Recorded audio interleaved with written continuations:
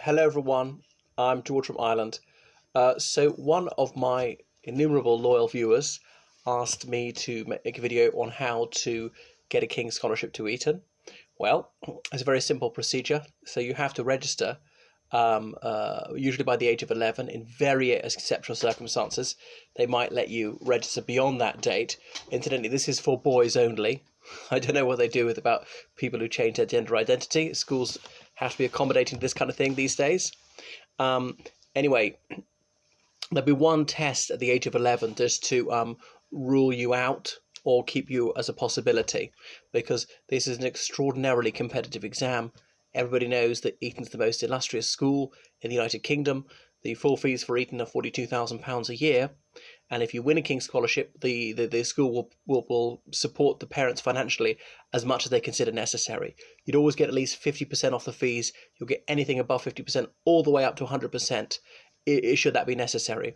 Eton likes everybody to contribute something. If you get a King's Scholarship, to pay some fees, even if it's just 1%.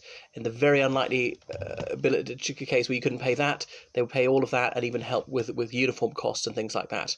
So as the website says, that if your son is truly talented, you should never feel that Eton is beyond your fees. But as I say, you really need to be out of this world to be getting King's Scholarship. There was no way I was going to get one. So at the age of 11, a test in English, maths, verbal reasoning, non-verbal reasoning, an interview. Now, majority of people say, sorry, just can't consider you, you're just not realistic. Other people, they're realistic but unlikely, but they're still on the list of the King's Scholarship. Because most boys who go to Eton are at prep schools. Some of the prep schools, which are the main feeder schools for Eton, would be, say, Summerfields, the Dragon School, Aysgarth, that's in Yorkshire, Ludgrove, St Paul's, Westminster Under School, St Paul's, as in the junior school of St Paul's School, quite a few more. Anyway, but you can go into any school, you can be into a state school, but that's unlikely. So remember, at the age of 13, most boys sit common entrance to get in. That's what I took. But if you're the brighter, say, third of boys aiming for Eton, you take the King's Scholarship. There are 14 places per year. You go to Eton for 5 years, so therefore about 70 King's Scholars. But sitting for the King's Scholarship would be about 90 boys each year. Now, the majority of them, the parents are told, it's pretty unlikely he's going to get it. But we'll put him in for the King's Scholarship because common entrance would be too easy for him. And then they're put towards the top end of that 90, they're boys who are serious contenders for the King's Scholarship. So you sit the King's Scholarship exam. Some people will be offered to those in the top 14. It's just possible you're in the top 14 and say, I don't want to be a King's Scholar, I want to be an Opperton Scholar. But doesn't that mean you have to pay more in fees? I suppose it does. They're that rich, they're willing to turn that down. And then if you get in as a King's Scholar, you can put KS after your name. Joe Bloggs KS. But so, as I say, this is an exam at 11, roughly 11, and then there's another exam sitting in the actual King's Scholarship at the age of 13 or so, as in the end of year 8. You might still be 12 when you sit it. You might be 13. So we sit it in the April of a certain year, and to join Eton in the September of that same year. So you actually go to Eton and spend about 3 days there. So Eton's divided into about 24 houses, one of which is called College. College is the oldest house in the most historic part of the school. And the King's Scholars, they all live in College. So they're called KSs or else colleges, because Eton College just means the school. But as I say, that particular house, which is just for the King's Scholars, is called College. Everybody's not a King's Scholar is an Opperton.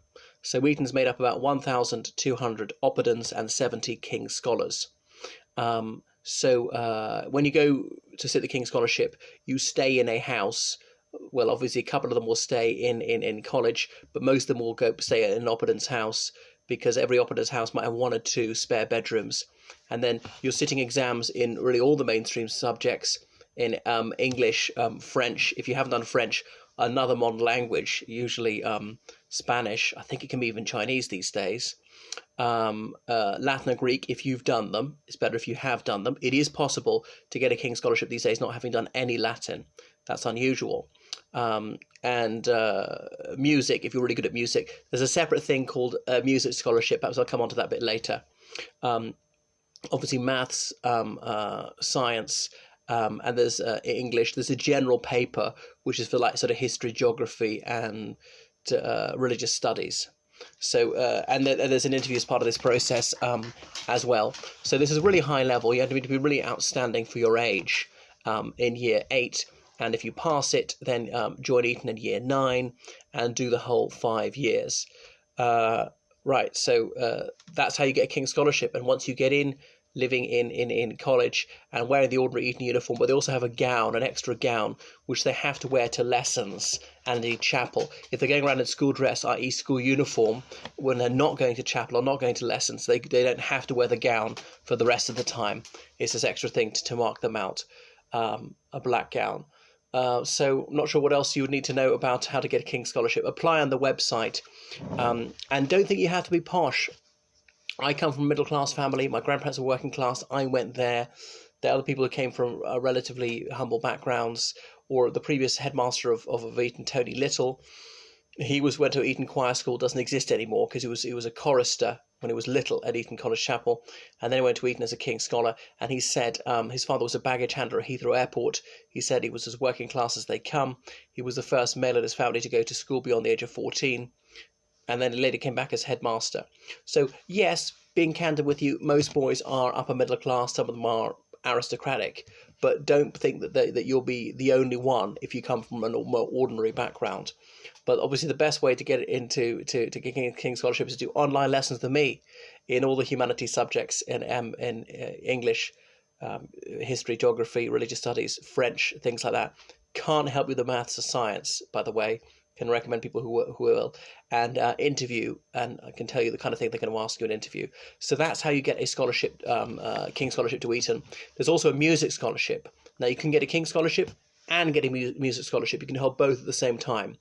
Or you get a King's Scholarship, try for the music scholarship and fail, no problem. You could go for the King's Scholarship, not even attempt a music scholarship, no need to do so. You could go for the music scholarship and not even attempt the King's Scholarship.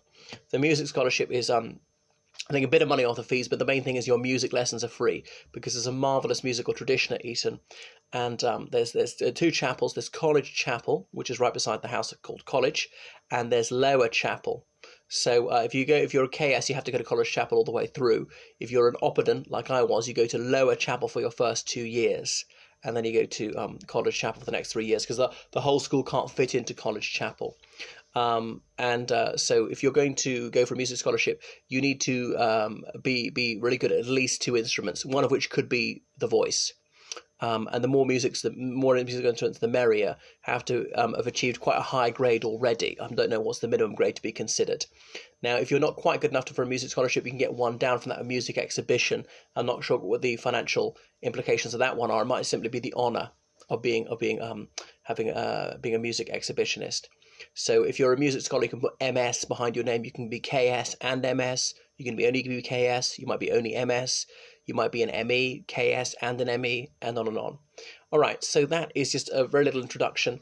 Just so the thing is to contact Eton, register as soon as you can. It's not that laborious. They want to help. It's their job, and they're always looking for gifted and talented boys. So it's never too early to make an inquiry. Just to read as much as possible, practice all your academic skills as much as possible, and bring something else to it, whether it's judo or having learned a really unusual language, or enter these sort of child genius competitions, story writing things. That will all be fabulous. So if you want online lessons with me, please contact me. Sorry, if you're someone who's a minor watching this, make sure your parents contact me because I can't deal direct with minors. I can only be in correspondence with minors with the explicit written permission of their parents, who must see all the correspondence. That's all. Goodbye.